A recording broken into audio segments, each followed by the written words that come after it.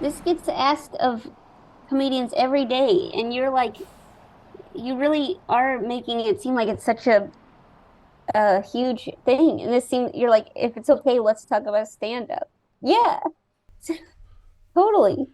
Our friend Jo Firestone is here. It's an honor. And you're talking about my overly polite email asking if you'd come through. But are you ever like wary of asking people to do any of your own podcasts?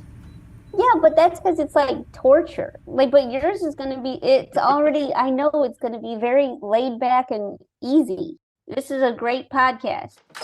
It's not like you're like, and now you've got to tell your secret that you've been keeping. It's like it's very, all right. I know it's going to be chill.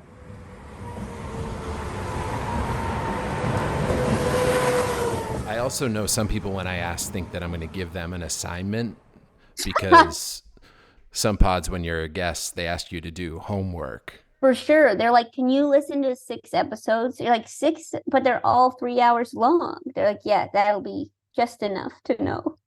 Tough. Have you had a lot of, is this politeness coming from trauma that you've had to do for podcasts? I guess I do have trauma. Yeah, I've been asked to do a lot of things. One time I read a book. It was a nightmare, Joe. Did you like the book? Yeah, it was pretty good. But you had to read a whole book for a podcast episode. Wow. Yeah, I just did Ken Reed's podcast and I had to read a whole TV Guide magazine. Oh my gosh. How do you even get your hands on that?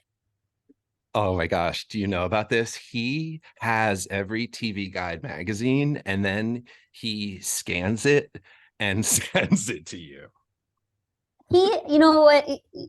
He's doing some good work over there, I will say. But that is impressive. That's really impressive. Have you seen the collection in person? I think he sent me a link to like 55,000 TV guides. Oh my gosh. Now, was this the book you had to read? Yeah. Okay.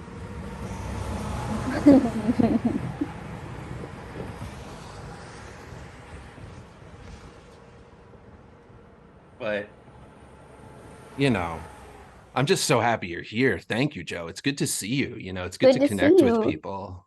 I know it's been a long time. How are you doing generally? Good.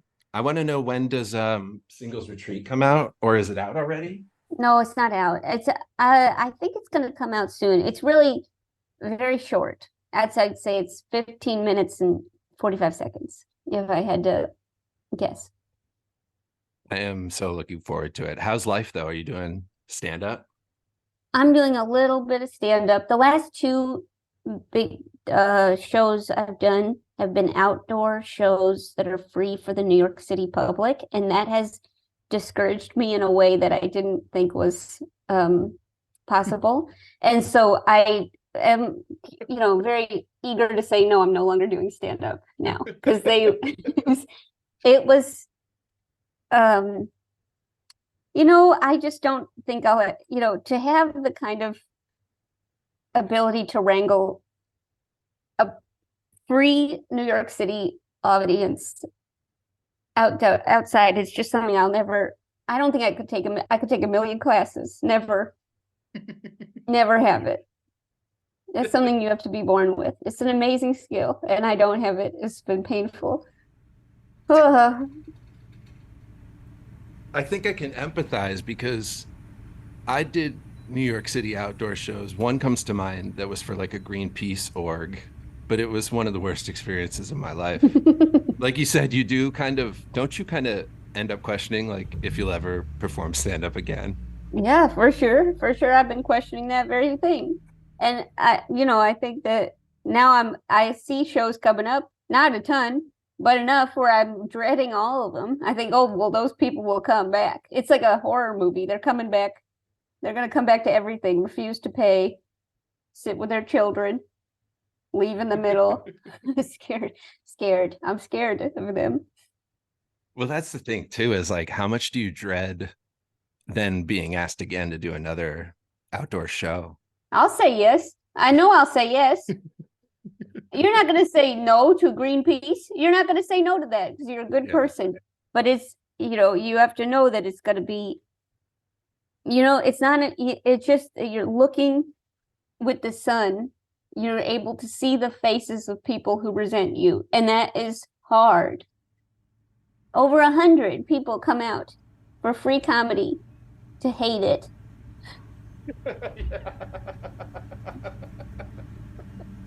Horrible. Isn't there really something to be said for like, it's better to do stand up when you can't see anyone's face? Oh, I'd love to be put in the shoebox. Just put my head in the shoebox. Then I'd be fine. Next time I do an outdoor show, I gotta bring a shoebox for my head. When you tour doing stand up, I don't really tour. I'm not really good at touring. I have almost no audience. And so by the time, I sell out a room of 70, okay? I basically, and then I obviously want to stay in a room, an enclosed room, and so there's a lot, and feed myself. There's a lot. I would say it's not really worth it for me to tour at my stage of development, but I would say 70 is good. 70 is good, but I would say that if you are touring, that is not good. Okay, 70 people. I'm never going to shake a stick at 70 people, but I would say if you're touring, you need to sell more than that. 70 people gets. It's not the money. The system it's not right. You got to post clips. I'm not posting clips. Have you been touring? No, of course not. Why? For the same reasons. I mean, 70 sounds wonderful to me. Am I supposed to post clips and get people out? I think it's harder to get people out of the house. Oh, it is like, I do think I think it is harder to get people out, but also even if I posted clips, if I started posting clips, I don't think that would help sales, to be honest. I think people would be like, let's not go. This is what it's going to be like. I don't want to go. It would have the opposite effect. Yeah, I get returns. So it's just not, I'm not supposed to leave. It's really tough. I try to tread really lightly on social media, but you're telling me your brand is not posting TikToks all day long? No, for sure it is. I'm posting all the hit TikToks you've seen. I've made them. If you've seen a hit TikTok, I'm behind it. Just keep that in mind. Yeah, for sure. I don't have TikTok. I don't have clips. I don't understand how people add words to videos. There's so much. It's gone so quickly out of my hands. Any stand-up skills slipped through my fingers like water, trying to hold on to water. Were you doing stand-up when you went to Wesleyan? When did you start? I started in St. Louis in 2009. I think it gives depth to what we're talking about, how we're both going to quit. Yeah, any day now. I've quit. Done after those outdoor shows, I've quit. But in St. Louis, that was like a very, I think the scene is a little bit more open. I don't know. I think the scene was so small when I was doing it. It was really small, mostly older dudes, and so it was in that way there was room there. There was, you could kind of, it's not like you were this is my scene, I'm my community, but it was there was, with any scene where there's a status quo, there is room for an encouragement. Your brain is you have to do something alternative. You have to think outside the box because this is the box. You're not supposed to get in this box. So in that way, I think it kind of was oh, let's do some weird shows and kind of see who comes to them, because there's no stuff like that right now. And so in that way, I think it was good. But then I moved to New York and did that again. And I've been doing it since, Do you miss New York at all? You're done. You're done with this city. I don't miss it quite yet. I've only been out of there a few months. But I mean, actually hearing you say what you just said does make me miss how artistic and creative and like amazing the comedy is there. I'm like thinking especially, Joe, about the outdoor shows. Yeah, oh yeah, you should what you should miss is the outdoor shows. I would say those are the things that, when you think of creative precipice, that's the tippy top. You think, how do I get those? The truth is you do so much better if you were just a dog. That's the thing that makes you really sad, is if you were just a dog that got up on stage and you were able to sit still for 10 minutes, people would go nuts. Totally. I've thought about that, like a gimmick. I need a dog or a guitar or a piano when I'm doing stand-up. Yeah. Can you do any of those? I could teach myself piano. I think I'm a little musical, but I think it's doable because the guys who do the piano, they're doing chords, right? Have you ever, like, what musical instruments do you work into your stand-up? Yeah, flute. No, I have no musical talent. It's really tough, but I admire it. I really admire it. I think it's good. And I do think that honestly, it could make the difference in a public show, outdoor show. Music could change the game. You're right. People would love it. People would love it. I wish I had like a baby grand piano. Oh, can you wheel it out? People would be eyes glued. I think I'm going to keep mice in my pockets. I think that would get people. I say, well, if you don't like this, look about these things in my pockets. Bunch of mice come out. I think that's good. It'll like get them out of their seats. Yeah, say, what the heck? Well, let's keep listening and laughing. Oh my gosh, that's such a good idea. You could tour with that. It's like, is she gonna drop the mice? Yeah, is she gonna drop? Yeah, the tour's called Mice in Her Pockets, and it's just gets people out. More 70, 80 people come out. It could be good. I have so much I want to talk to you about, Joe, but I don't want to take up your whole day here. Well, I'm thrilled to be here. Thank you so much. Thrilled. What is the difference? What's the big difference between writing with the group from Good Timing and writing with the group from Late Night with Jimmy Fallon? You don't have to answer that if you don't want to. Okay. You can answer a more neutral question, which is, how's soup lately? Have you been eating any soup? I'm so sick of soup. I couldn't even touch the stuff. I freaking hate it. I hate it. I can't touch that stuff. But it's endless. It's endless. You ever try to eat a bowl of soup? It's endless. You're like, I was done 16 bites ago. But no, I would say the group from Good Timing, we did just make a short film together as part of a class assignment. We've been in this weekly class for a little over 3 years. Okay, so it was 3 years in March. And so I was like, in January, so about 8 months ago, I was like, let's shake it up a little bit. Because this class is good, but it's like, I think sometimes I want to give a longer term project. And so it's like, let's make a short film together. And so I was like, let's write it together and then we'll shoot it and edit it. And we wrote it together over the course of 2 months. And then we shot it. And it was I gave the base idea and then they built on it. And it became so zany. I could not believe it. It was the zaniest thing.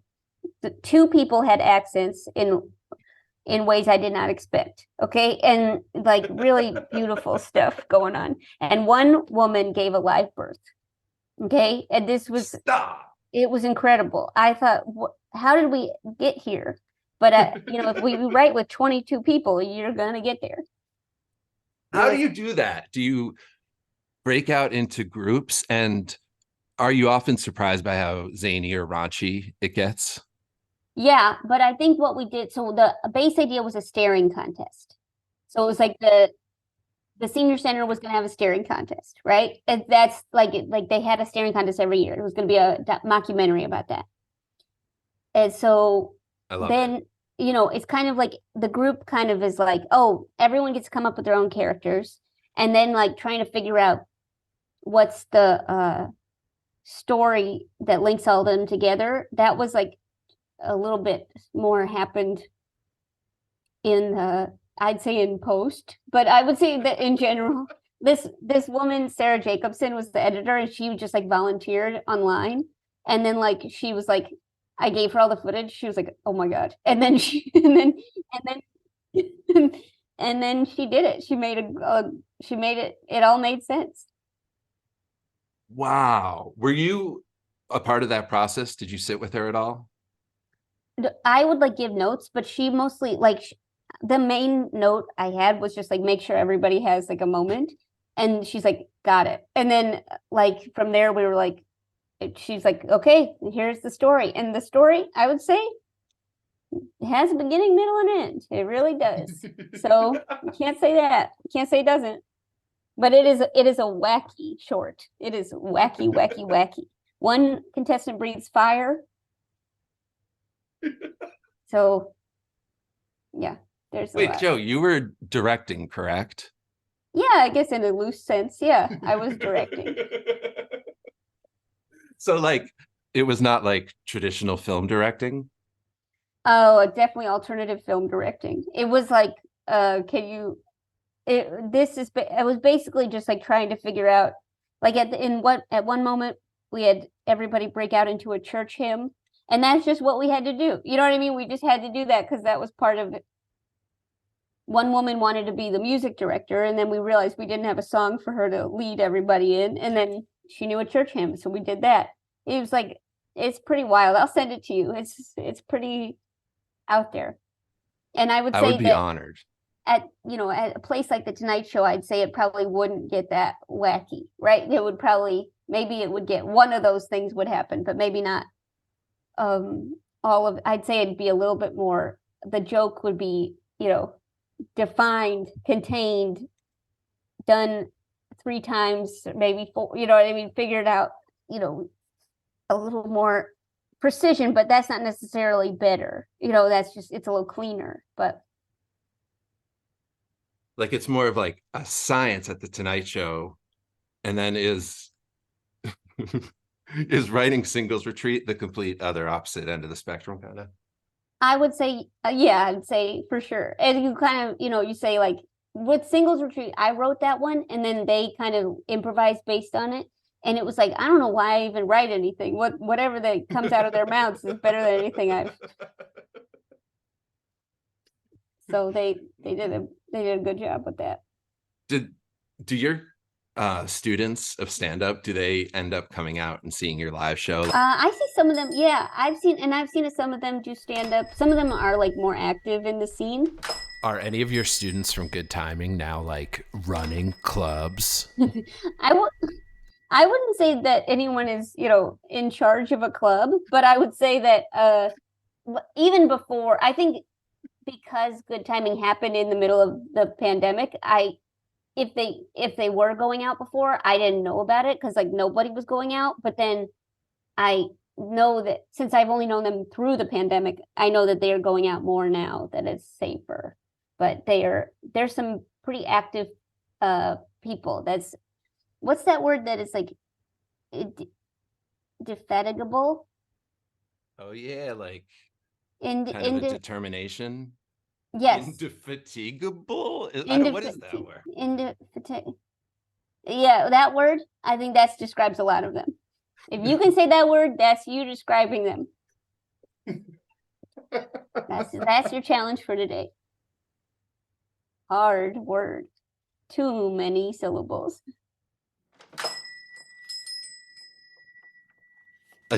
I will get off Singles Retreat at some point, but I want to know how you casted it. Did it just kind of get naturally like people were all given their moment?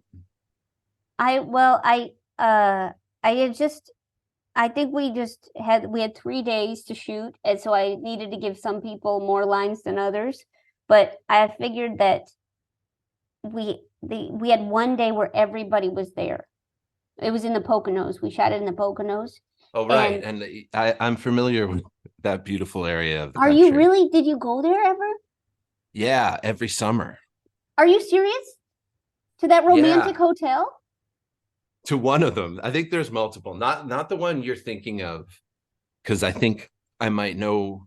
Wait, which did you shoot it at a retreat or something? We shot it at the Pocono Palace. That's huge. It is huge. Were there people staying there? Yes, there were. What was the entire vibe of the Pocono Palace? Well, we can't afford to close it down. So yeah, there were people staying there for sure. Yeah. It was a wedding. Slammed. Yeah, there was a full wedding. We were like, we got to hold filming for the wedding, the real wedding. But yeah, it was, and when you shoot a film, you're supposed to feed everybody. But the only food options at the Pocono Palace are like romantic surf and turf. So people had surf and turf every night. I was like, this is wild. Everyone's eating surf and turf. I often wonder why, like, that's incredible. Yeah, it's surf beautiful. And turf in the Poconos? That makes no sense. It's what the American dream is. Why do you know the Poconos? Where did you go in the Poconos? My parents are from New York City. So growing up, a family vacation destination for them was the Poconos. And we've continued it to this day. However, that area is kind of so desolate now. It's like you said, I mean, it's a complete food desert, except for I've heard great things about the surf and turf at the Pocono Palace. Mm-hmm. But other than that, it's interesting to me, like, that it was once thriving and now it's so desolate in the Poconos. Yeah, is that what happened to the Catskills too? Yeah, exactly. And like, I like watching like abandoned mall videos and like. Oh yeah. Oh. Do you know what I mean? Yeah, there was like that one abandoned Catskills hotel that they're turning into something now. They're like, I forget what they're turning it into, something cool. But it's like all of these, like the indoor swimming pool is preserved and like these like huge windows, and it used to be such a glamorous place in the Catskills, and now they bought it and they're turning it into. I think it's the place where they shot Dirty Dancing. That's what they're rehabbing it. Oh my God, that's amazing. And the places in the Poconos are just like Dirty Dancing, right? I mean, it was probably based, or no, Dirty Dancing might be the Catskills. I got to rewatch it. I'll rewatch it. You got to rewatch it. But it was the Poconos was very romantic. There was only circular beds, okay, which is really hard to sleep on, even as one. And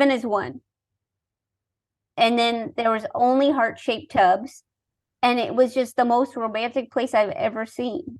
I couldn't believe it. There was an arcade. There was curling. There's a lake. There's nature. Basketball, archery, golf, tennis.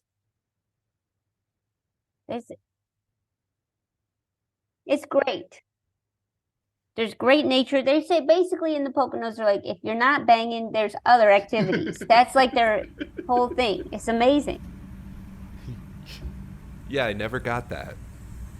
Like, why should a martini glass hot tub or a heart-shaped hot tub from World War II in the Poconos get you all revved up? Like, ew, no. Some might say it has the opposite effect. I think that there's something sexy about, like, if it's a martini glass, being the olive. You know what I mean? I think that's the symbol. That's a sex symbol. I'm the olive, you know? But I also think that there's so many mirrors. Okay, that's the other thing about this place. There's mirrors everywhere. All of the bed is surrounded by mirrors. The ceiling is mirrors. And that's that I thought that was gorgeous. But then for filming, it was like, oh, camera. Oh, there's a camera. Oh, yeah, your camera. You know, and it's cameras everywhere because there's mirrors everywhere. Tricky. Did you pick the destination because of the sexiness, as you put it? Yeah, for sure. It was beautiful. I'd go back there. In a heartbeat. I love it. Yeah, because growing up, the place that we went on a family vacation had no such hot tubs. However, when anyone heard or hears you're going to the Poconos, they literally are like, oh, cocktail glass hot tubs, huh? I had a dentist growing up, my orthodontist. He'd be like, oh, every year when July came around, he's like, oh, little Greg's going to get in the cocktail glass hot tub. And I'm like, I'm 8. Like, I didn't even know what he meant. And now when you look back, all that stuff is gross. I don't like, or no, I'm not saying it's gross. First of all, Yeah. I'm thrilled that we're talking about the Poconos. Yeah. Second of all, I just find, it's interesting when a hotel prides itself on tacky yet sexy decor. Yeah, for sure. I mean, there was like open fireplaces everywhere. It was just like, I think that it's like there's a lot of, sex positivity right now. That's a big thing. But I would say that sex positivity comes in the form of like kind of like kink pride and like kind of just like kind of being proud of being a freak, and that's beautiful. But I would say that this is sex positive in a way that's like, you are a lover, you love who you are having sex with. That is the kink, and that's a beautiful thing too. But it's a different kind of sex positivity for sure.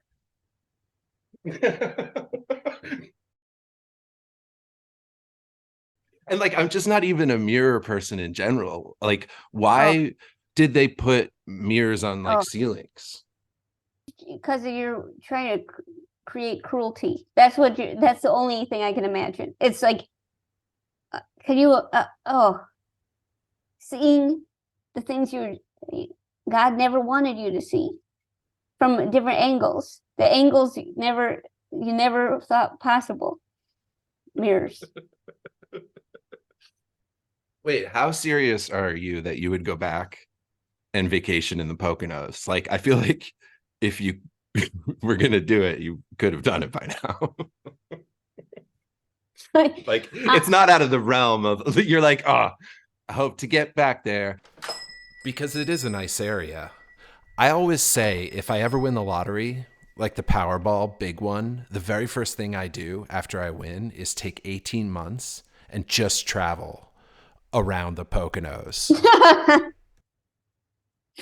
I should go back to the Poconos. I should go. I haven't done a vacation in a long time, but I should go. That would be good. I just need to rent a car and find a dog sitter, but these are things that are doable. They're doable. You need the vacation. I mean, like, I haven't worked in a really long time, but yeah, I guess vacation is for anybody.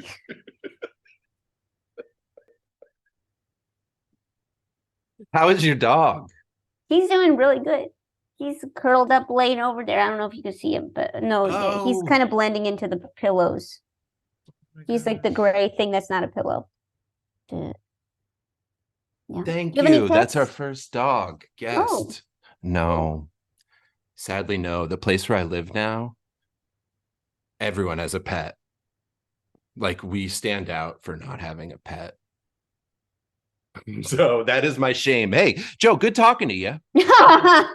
I do think that you could, that's good, because then you could go on vacation whenever you want. I know it is a big concern, Jo. It's like, I absolutely adore animals, but part of it is like, even if I went out to dinner, I would be thinking about the dog or cat. Mm-hmm. Haunts you for the rest of your days. And are you noticing yourself aging against your pet? Is that fun? Oh, for sure. I mean, he's technically older than me, but he doesn't seem to kind of take the age as much as I don't know. We're kind of neck and neck here. Jo, how much info do you give people when you ask them to be a part of one of your brilliant podcasts or shows? How much do you tell them? Because I get no info from some people. Sure. I prefer like a petit examination. I would say that I don't really have podcasts right now that have guests. There's like, I do one show, but it's like the people that are on it are listeners. So I would say that but I'm sure they're briefed. But I would say that in general, they actually ask to be on it. The listeners ask, so there's a lot of consent there. But I would say that in general, when I ask people to do like live shows, I try to be as explicit as possible. But even then, I'm kind of shocked how they turn out. You know what I mean? So I'd say I'm probably guilty of, the surprise. How long did you do your live show with Larry? How long did you run that show? Well, there were a couple iterations of it, and the last one, I think was like a couple of years. So part of the thing about hosting a show or a live stand-up or hosting a podcast is I'm like, how do I ask people, and I want them to feel comfortable knowing that they could say no to me. So what was your question again? I'm sorry. Oh yeah, Larry's right here. Larry, come over. Come over here, Larry. I wish. That would be great if Larry Murphy sat just off mic in a recliner. He was just sitting quietly watching you. That would be great. Larry Murphy is amazing. Jo Firestone! Yo, yo, yo, yo, yo, yo, yo, yo, yo! Joe, thank you again for being here live on 95.com. If any of our great listeners are out there driving on Interstate 95, don't forget to stop by and say hi. Joe, it's so great hanging out with you. I'm curious, Joe, what's been your experience teaching people and classes about stand-up comedy? Well, I gotta preface that I don't really teach stand-up. I just teach like comedy generation. Like I just try to teach like how to come up with ideas really fast, which is not exactly a stand-up skill. I would say that it's like basically I'm teaching game show. I'm teaching like how to respond on panel show if you ever go to Britain. Like that's basically what I'm trying to teach. But it's like, because I don't think I even know how to do stand-up, and most days I really don't, especially after an outdoor show. So I think that it's like the people that can like analyze things and get them into like formulas and like be able to like teach according to a doctrine, I admire that so much. My brain does not work like that, but I really admire that skill. Like, but aren't you good at that though too? Like, haven't you ever been made to write a great short joke for like Jimmy Fallon? I'm sure you're probably pretty good at that though too, aren't you? No, I don't think so. I don't think I am good at that. I'm not good at that. But I was like one time, like my boyfriend, he's like really good at like figuring out formulas and like figuring out like ways to break down things into digestible pieces. And like he gave a workshop to them, he was a guest instructor on how to write an Onion headline. And he came up with like this like 2-page document on how to write an Onion headline. And the people in the class were so grateful for actual learning and actual like tangible lesson. And like they were just like, please let him come back. Please trade you for him. Please. And I was like, nope, today we're coming up with restaurant items for dogs. And they're like, no. Okay, pencils down. Yeah. That's amazing. Doesn't that add to the love you have for your partner? Sure, I think he's really cool and really good at talking and thinking. And I think he's amazing. He's real, and I think that's why he's a professional writer. But I don't have that brain, unfortunately, and much to the disappointment of the people in the class. They're like, please bring anyone to us that could teach. But they suffer through me. They're good at that. They're like, Joe, do you know any other people who teach? And I'm like, I'll look, but you're like, I'll check Facebook. Does anyone teach here? I feel like what you do is also kind of like help people develop their like witty or their wit, right? Maybe a little bit. You try to like build a muscle for like humor and wit. Have you ever written books? writing books is completely different from writing stand-up, but in a way that's kind of more prolific because you have to get it all out on the page. I mean, I think average stand-up comics write like a joke a week. Whoa. I mean, not like I'm not implying any laziness. No, that's impressive. I was like, dang, a whole joke every week? Whoa. Greg, I'll tell you this though. I did write a book, okay? I did. This book I thought was going to be a big top seller.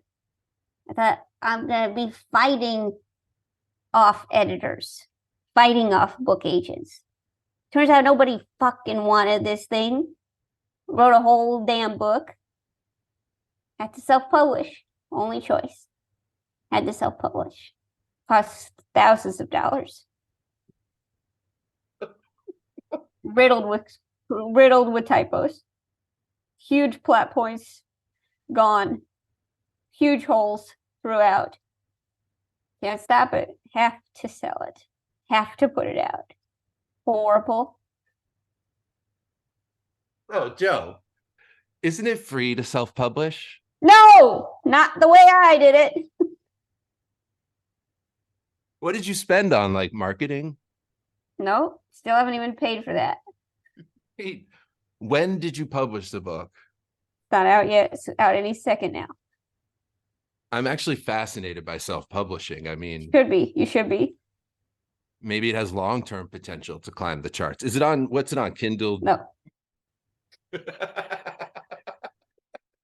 No. Is it on any like book platforms? No. No. No. I gotta ask you about a mutual pal. How's Joe Pera? You ever talk to Joe Pera? Yeah, I had a dream about him last night. No. I did. I had a dream about him last night. So I guess I haven't talked to him in a bit, but I did have a dream about him last night. That counts. He was trying to help me find a bathroom in a hotel. I had to go. He's trying to help me. Way. Yeah, he's trying to help me.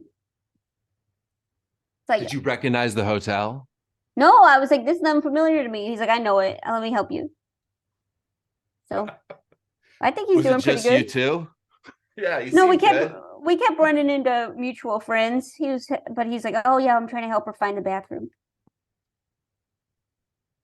Do you relate your dreams to people when you wake up out of them? I've learned that is of little interest and not good for people to hear, and they always take it the wrong way. So if Joe happens to listen to this podcast and hear this, then I imagine he'll take it the wrong way. I don't know what way he'll take it. I don't know what way you could, but I probably won't tell him directly if I had to guess. Aren't you still kind of like sometimes tempted to tell the best dreams? Or no? Yeah. Oh, yeah. Or do you tell people when you dream about them? I don't, but I love it when my wife does. Really? You like hearing about her dreams? Yeah, I'm great with it. Do You interpret them. Unfortunately, she never dreams about Joe. Have you done that in the past? No, this was kind of a first time I thought, what's he doing in there? Helping me go to the bed, not go to the bathroom, but he helped me find it.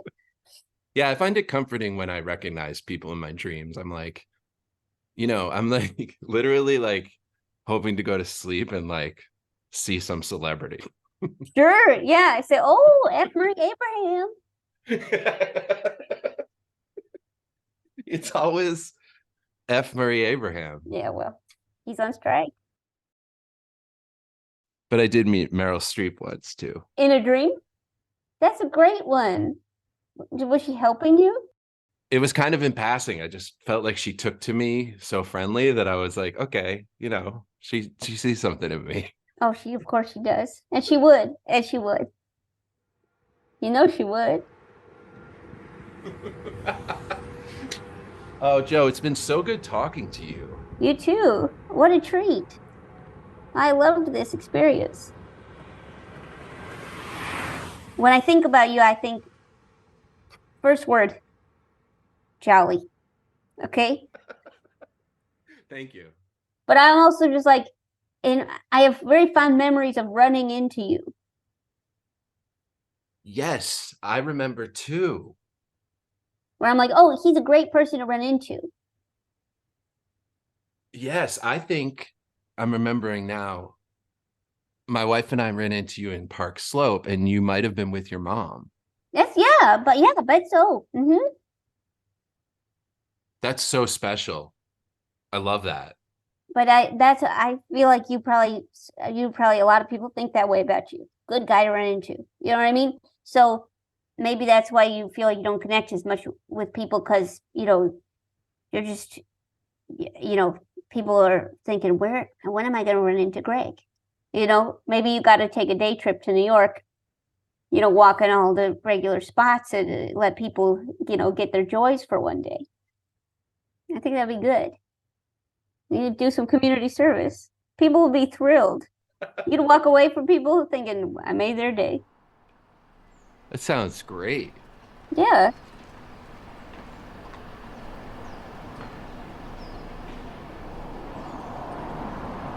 Andrea Rosen, who is going to be on the pod, I think. Uh, Her and her husband, John. uh-huh. They used to be my neighbors in Park Slope, and they saw me two particular times. Once they told me that they were pregnant, and they said, don't tell anyone. Oh. They saw me on the street, and they said, you're the first person we're telling. Whoa. And then, as if that wasn't weird enough, like 2 years later, it happened again. And they said they were getting on the subway, and they said, we're going to City Hall to get married. Greg, don't tell anyone, Greg. You're the only person we're telling because we're seeing you again on the way to the Whoa. See, this is the kind of thing this is the impact you have on people. This is good. That's a good sign. Jo, you are making me feel so good. You're bringing such amazing energy here. Now it's coming from you. It's ricocheting from me. And you know that. You know I'm not like this. No, you know I'm not like this. I don't feel like I'm like this either, but it feels like since right now there's like a good energy, we are like this, right? Yeah. Well, yeah, I think you are. I really do think you are. When we saw you in Park Slope, we were like, we had maybe just moved to a new apartment. We were like, great, we're gonna see Jo and her mom every day. You think like, oh yeah, okay, that'll be like routine. We'll like catch up with Jo's mom every day. Wouldn't that be nice? She doesn't even live here. She was just visiting. How is she doing? Is she good? Send her my best. I will. She's doing good. Yeah, she's doing good. Living in St. Louis. Do you miss St. Louis? Like, what do you think about when you think of Missouri? Okay. I would say that when I think of Missouri, I think of like I got some good family, good friends there. So I'm like, oh, that's good. I would say that in general, if you're like, do you want to live there? I'd be like, how do I make money? I'd be like, what do you want me to do there? So I don't know. I can't imagine living there again without really taking some pretty sharp turns. But I would say that on the whole, I like it there. Oh, Jo, would you please consider sometime in the future doing this again? Yeah. Because I barely scratched the surface with you. I mean, I've kept you almost an hour. I got to let you go. Well, I loved this experience. I had a great time. This is a great podcast. You should tell people. Next time, don't ask people like being nice about it. You say you'd love this. Get a little bossy with it. People deserve that.